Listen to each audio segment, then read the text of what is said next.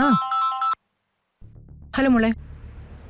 Mummy എവിടെയാ മോള്? Mummy ഞാനും നവീനും കൂടെ ഒന്ന് പുറത്തിറങ്ങിയതാ, വെറുതെ ഒരു ഡ്രൈവിന്. പ്രശ്നമൊന്നുമില്ലല്ലോ?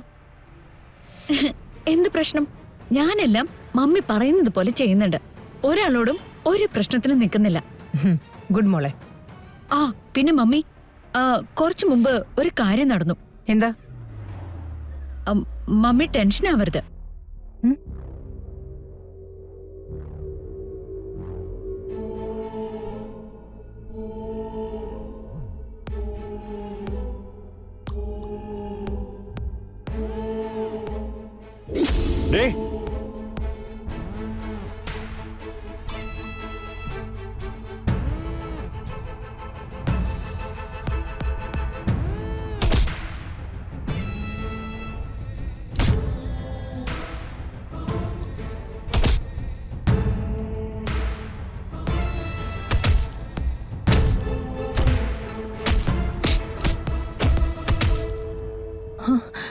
ആരായിരുന്നു മോളെ അവര്?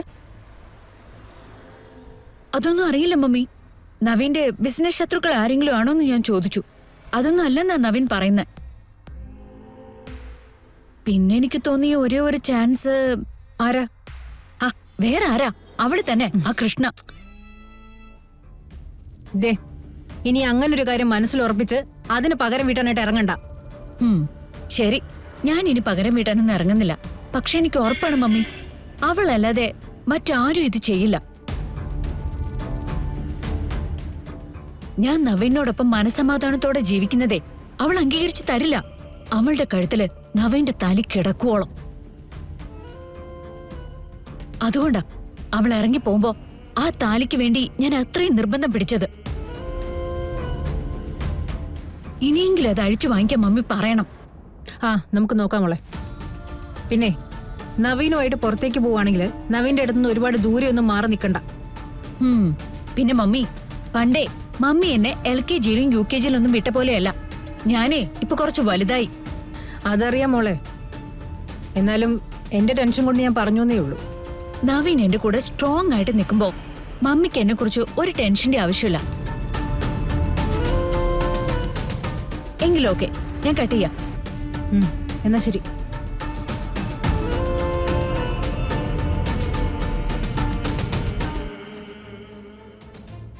സിനി, ഗാദിക്ക് നവീനും നേരെ ഒരു ആക്രമണം ഉണ്ടായിരുന്നു. ആരാണെന്നൊന്നും അറിയില്ല. ഗാദമോള് കരുതിയിരിക്കുന്നത് കൃഷ്ണ അവളെ ദ്രോഹിക്കാനായിട്ട് ചെല്ലുന്നു. അങ്ങനെ ആയിരിക്കാൻ ഒരു സാധ്യതയില്ല. പക്ഷെ അത് ആരാണെന്ന് കണ്ടുപിടിച്ചേ പറ്റൂ. അങ്ങനൊരു കൂട്ടരെ വിടണമെങ്കിൽ അതിന്റെ പിറകിൽ അയാൾ തന്നെയായിരിക്കും, ആ ശ്രീനിവാസൻ. ജയിലിൽ കിടന്നുകൊണ്ട് ആ ചേച്ചിയെ വിട്ട് ചെയ്യിപ്പിക്കുന്നതൊക്കെ അക്കാര്യത്തിൽ ഒരു സംശയമില്ല. മാം, എല്ലാത്തിനും മുൻകൂട്ടി നമ്മളൊരു ഉത്തരം കണ്ടുപിടിച്ചാ ചിലപ്പോ നമുക്ക് വലിയ അബദ്ധം പറ്റിയെന്ന് വരും. അയാളുടെ കാര്യത്തില് എനിക്കങ്ങനെ കണക്കുകൂട്ടലുകളൊന്നും തെറ്റിയിട്ടില്ല സിനി. അയാളത് ചെയ്യും. കാരണം ഏതവസ്ഥയിൽ കിടന്നാലും അയാളുടെ ആവശ്യം എന്റെ കണ്ണീരാ. അയാളുടെ അഹങ്കാരം ഇനി വൈകാൻ പാടില്ല. എന്താ വേണ്ടെന്ന് എനിക്കറിയാം.